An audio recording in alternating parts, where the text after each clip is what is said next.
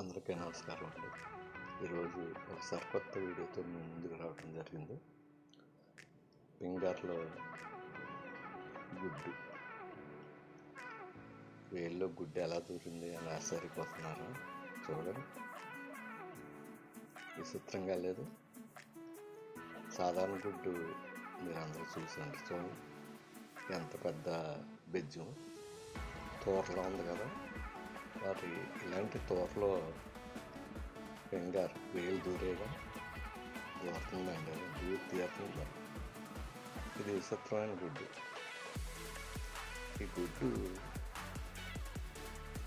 ఇలా ఉండటానికి కారణం ఏంటంటే జన్యుపరమైన లోపం అని పశువైద్య అధికారులు తెలియజేస్తున్నారు. ఇలాంటి చాలా అరుదుగా వస్తూ ఉంటాయి. ఇదేమీ కోయలేదండి, ఒరిజినల్గానే ఈ గుడ్డు ఇలా ఉంది. దాన్ని చూడగానే ఒక మంచి వీడియో చేయాలని ఇది చూడగానే మీకు ఒకటి ఏదో టక్కును గుర్తు వస్తూనే ఉంటుంది. అదేంటో మీరు కామెంట్ బాక్స్లో తప్పనిసరిగా కామెంట్ చేయండి. నాకు చూడగానే ఒకటి అనిపించింది, ఇది ఒరిజినల్ గుడ్డు.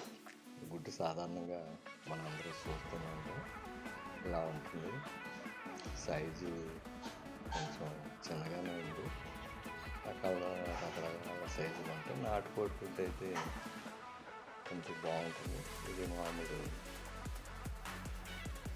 గుడ్డు. ఇది ఎలా ఉంది? బాగుంది కదా. ఏదో గుర్తుకొస్తుంది కదా చూడగా. ఫోన్ మధ్యలో చాలామంది ఫోన్ తీసేస్తూ ఉంటారు కదా. పూర్వపు రోజులు అయితే ఫోన్ తినకూడదనేవారు. ప్రస్తుత కాలంలో అయితే మనకు ఆ ఇబ్బంది ఏం లేదు. శుభ్రంగా లాగించవచ్చు ఫోన్తో సహా. రోజుకు గుడ్డు కనుక తింటే వైద్యుడి దగ్గరికి వెళ్ళక్కర్లేదంటారు. మంచి బలం, అన్ని రకాల విటమిన్లు ఉన్నాయి.